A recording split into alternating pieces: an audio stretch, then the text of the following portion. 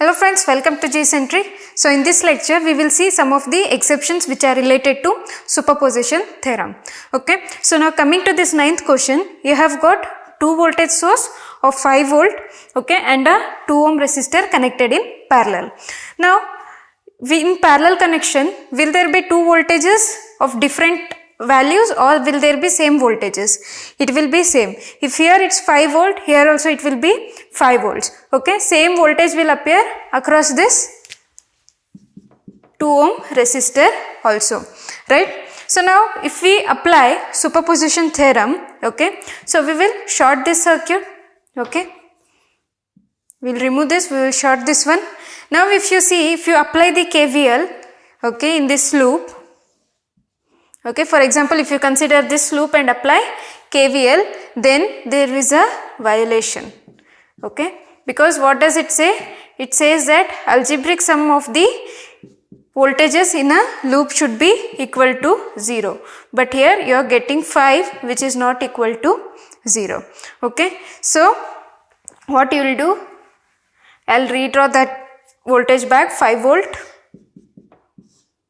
okay. So this 5 volt and this 5 volt, you cannot add it up, right? Okay, you cannot make it as 10 volt. It will be wrong. We have seen this in the KVL while we were learning Kirchhoff voltage law. We have seen why we cannot add both of them, right? So it will be only one voltage. You can replace it with one voltage source. Okay, that is because they have same value. If they were different value, you cannot replace with single voltage source. Okay, so this is violation of KVL. Okay, so hence we cannot apply superposition here, right? So this will be invalid. Okay, coming to the 10th one, now we will take the current source 10 amp, 10 amp. So in series circuit, how the current will be only one flowing in the whole of the circuit, it will be always 10 amps. Okay, so if you add 20 amps, it will be wrong, right? Because there will be only one current source through which it will flow. So now using the superposition theorem, if I open circuit this one, okay, there is no current flowing in the circuit, right? So I1 will be 0, I2 will be 0, then net of them will be, okay, so then next I will replace this one and I will make this as active source. Okay, so here also total current will be 0 ampere. But what will KCL says that in a loop or at a node, the current flowing should be equal to, incoming current should be equal to outgoing current. But here also KCL is violated, hence we cannot apply superposition theorem, right? So here also the superposition theorem is violated. Next, coming to the 11th question, we have got voltage source which are connected in series, they have the same value and we have got 1 ohm. Now we will solve this by first general method and also next we will apply superposition. Okay, so in general method it is nothing but first we will calculate I. So I is nothing but total voltage, that is 1 plus 1, 2 divided by 1. So this is 2 amperes. So power will be I square R, 2 into 1. So it will be 2 watts, right? So next, coming from superposition theorem, so this 1 volt will be active and this 1 volt will be short circuit. Okay, so when we short circuit this one, again we will find first I is equal to total voltage, that will comes out to be 1 ampere. So P1 will be 1 into 1 I square R, that is 1 watts. Okay, next we will take this as active and this will be short circuited. Okay, so here sorry it is 2 square, so it will be 4 watts. Okay, it's 2 square 4 watts. Next will come I is equal to 1 ampere. Okay, so P2 will be also 1 watt. So now if you take P net, total power P1 plus P2, then it will be 2 watts. So these two are not matching. So here the superposition we cannot apply. That is because P is equal to I square R is a non-linear element. Okay, So that is why we cannot apply superposition. But there are exceptions in the superposition for calculating the power. Okay, we will see 3 cases on it. Okay, 2 AC and 1 DC case. Alright, so this is because of the non-linearity we cannot apply the superposition theorem. Okay, so because superposition theorem is only applicable for the linear circuit. Right, we have seen while we are studying the first part of the superposition. So next we will come to the cases, different cases of the superposition where it is exceptional for calculating the total net power. So you cannot directly add the net power using superposition. Okay, so it will come as 4 watts and here it will come as 2 watts because of its non-linearity. So now we will see the cases one by one. Okay, so we will take the first case. So our case 1 statement is that sinusoidal source of different frequency operating on the network. So sinusoidal means directly it will come to the related to AC analysis. Okay, so now I have taken current I of t which has got different frequency. One is 30 and the other one is 10, but they have the sign as same. Okay, so in this case we will solve this by general method as well as using the superposition, right. So now if I take in the general way, so power will be I square RMS into R. So I have assumed this resistor to be 1 ohm value for the simplification purpose. Okay, so here the R value is 1. So but we do not know what is the IRMS. We can calculate it. So it is under root 4 square by root 2 whole square will be 2. So this is 2 square 4 upon 2. So this will be 16, right. So this will be 16 plus 4 10. This is root 10 amperes. Okay. So now if I substitute in this one, I will get root 10 whole square into 1 which comes out to be 10 watts. Alright, so this is the general method. Now applying the superposition, we will make one source active at one time. So first I will take this source, okay, that is I1 of t will be equal to 4 sin 30 t. Okay, so IRMS here will be 4 square 16 by 2, that is root 8 amperes. So power of this will be I square RMS into R. So 8 into 1, 8 watts, right. Next I will take second current which is 2 sin 10 t. So here the IRMS of this will be 4 by 2, that is root 2 amperes.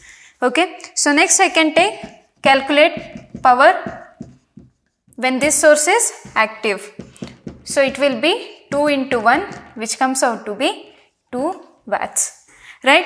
So now I will take P net, total power will be P1 plus P2, that is 8 plus 2 equal to 10 watts. So now if you see this one using superposition and here the generalized method, you are getting same value, that is 10 watts and 10 watts. That is because they are having same sinusoidal, okay, but they have different frequencies, right. So this is one case of exception. So in the next case of exception we will see the same frequency will be same, but the voltage or the sinusoidal will lag by 90 degrees. It can be either voltage or current. Okay, so we will take up that case now. Okay, so we have now taken case 2. Okay, in case 2 that is also related to AC. So sinusoidal source of same frequency operating on the network, but phase difference is 90. So what does this phase difference is 90 means?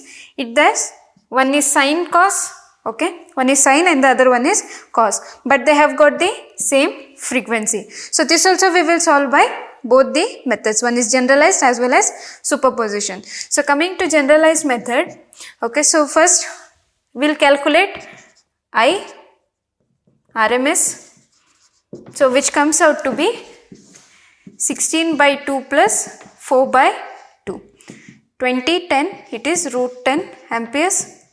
So P net will be I square RMS, that is 10 into, here also we have taken resistor as 1 ohm. So this will be 10 watts, right. Next we will come to the I1t, that is 4 sin 30t. Okay, so this IRMS will be 16 by 2 root 8 amperes. Okay, so next P1 will be root 8 square into 1, which comes out to be 8 watts.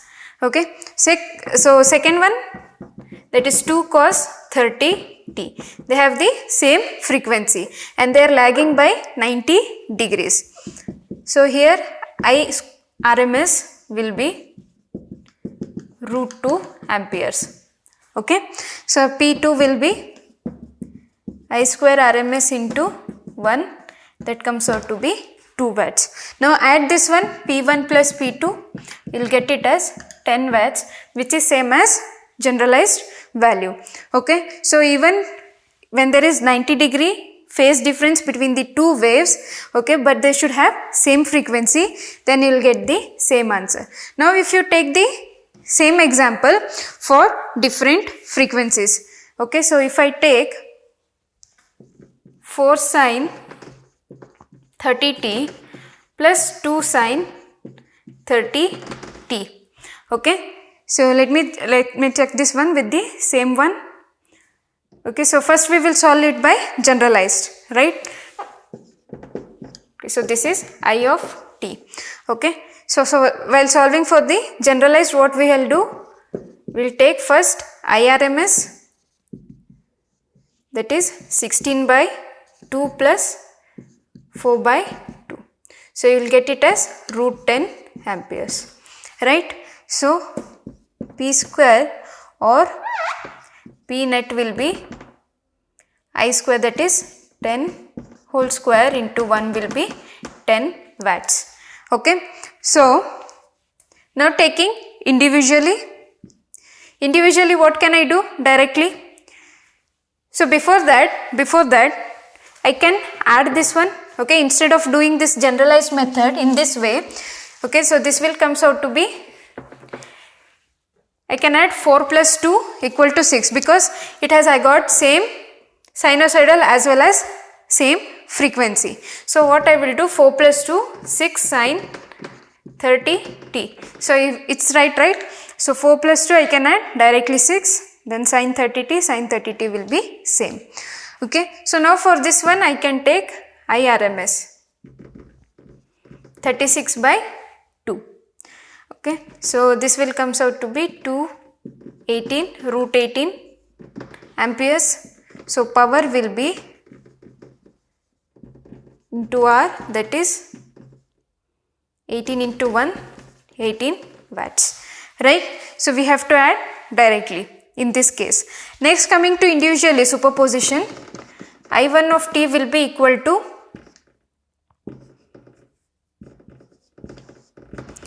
this is root 2 amperes. P1 will comes out to be 2 watts. So in this case I2 of t, it is, okay, so this is I2 of t and this is I1 of t, 16 by 2 root 8 amperes. So P2 is 8 watts. Now total P net will be equal to 10 watts. So now if you compare this one and this value, they are different. Okay, so you cannot apply superposition for having same sine wave and same frequency. Okay, so this is the second exception in the superposition theorem. So next, these two cases were related to AC. We will take the third case, which is related to DC. Okay. Okay, so coming to this case 3, which is related to DC. Okay, so this DC, now we have got 8 volt DC source, that is voltage source, and 2 ampere current source, and this is 2 ohm resistor which is connected in parallel. Okay, so I can write the total power consumed by this P2 will be, or total power generated will be equal to power delivered by this 8 volt plus power delivered by this 2 ampere current source. Okay, because I am taking from each individual sources, I can add it. Okay, so when this is open circuit, right, so this will be directly, we can take it as V square by R, or you can take the current by it, that is 8 by 2, 4 amperes. So 16 into 2 is 32 watts. Okay. So next, that due to this source, current source, and this will be short circuited. Okay. So because of the short circuit, the whole of the current will flow in this path. So here there will be no current flowing, so hence it will be 0 watts, and total power generated will be 32 watts. Okay. So this is the third exception in the DC circuit. So directly you can add the powers, that is because you are calculating for each individual sources. Alright. So now coming to this question, 12th question, we have got DC circuit contain several resistance, one of which indicated as two constant DC sources. So we have got two constant DC sources. Okay. So basically two ideal or independent sources. So the power consumed by R is P1 watts when first source is acting alone, and P2 watts when second source is acting alone. So it is the concept of superposition. Okay, because this R has got P1 and P2.